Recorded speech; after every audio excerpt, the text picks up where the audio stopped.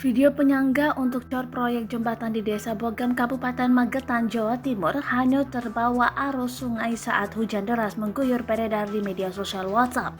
Dilansir dari kompas.com, Kepala BPBD Kabupaten Magetan Ari Budi Santosa mengatakan hujan deras membuat aliran sungai di Desa Bogem menghanyutkan besi penyangga proyek jembatan. Itu penyangganya hanyut karena hujan yang cukup deras. Ari melalui sambungan telepon Selasa 9 November 2021 dilansir dari kompas.com.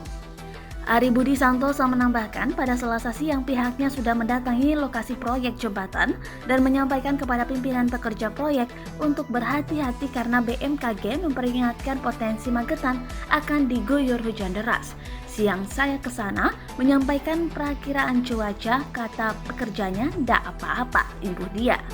Selain menghanyutkan penyangga proyek untuk cor jembatan di Desa Bogem, hujan deras juga mengguyur Kabupaten Magetan selama 1,5 jam, membuat sejumlah pohon tumbang dan menimpa rumah di Desa Manis Rejo. Cuaca ekstrim di mana curah hujan cukup tinggi disertai angin diperkirakan akan terjadi hingga akhir tahun.